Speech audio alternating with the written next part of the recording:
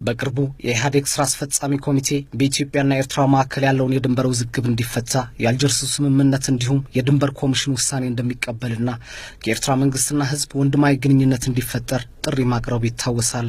ይህንን ተከትሎም ከሳምንታት በኋላ የኤርትራ መንግስት በጉዳዩ ላይ ምላሽ ሰጥቷል። የኤርትራው ፕሬዝዳንት ኢሳያስ አፈወርቂ ዛሬ ጠዋት የሀገሪቱ የሰማዕታት ቀን ሲከበር እንደተናገሩት ያለፉት 27 ዓመታት ለሁለቱም ሀገራትና ህዝቦች ከባድ ነበሩ ብለዋል። ህዝብ ኤርትራ ጥራይ ዘይኮነ እንተላይ ህዝብ ኢትዮጵያ ንልዕል ፍርቅ ዘመን የኤርትራ ህዝብ ብቻ ሳይሆን የኢትዮጵያ ህዝብም ከግማሽ ዘመን በላይ በአካባቢያዊና በዓለም አቀፋዊ አጀንዳዎች እንዲያገለግሉት በተመረጡ ፕሬዝዳንት ኢሳያስ አፈወርቂ ዛሬ በሚከበረው በሰማዕታት ቀን ላይ ትልቅ የምስራች ትልቅ ዜና አሰምተዋል። እጅግ አድርጌ ላመሰግናቸው ፈልጋለሁ።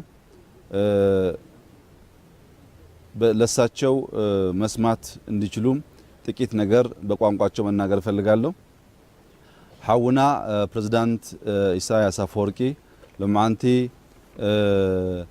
ንዘሰርካዮ ሓዳሽ በጣዕሚ ጽቡቕ ዝኾነ ሓሳብ ዘለኒ ምስጋና ቀርበልካ ይፈቱ። ምስጋና ጥራሕ ዘይኮነስ ንተሰዶ ቲም ከም አጋይሽ ዘይኮነስ ከም ኢትዮጵያዊ ተቀቢልና ንምምያጥ ድሎት ምዃኔን አቢሬ ተቀብለ ከም ዘራረቦም ከሃብረካ ይፈቱ ብጣዕሚ ሓጎስ ይስማዓኒ። ሰላም ንህዝቢ ኤርትራ፣ ሰላም ንህዝቢ ኢትዮጵያ።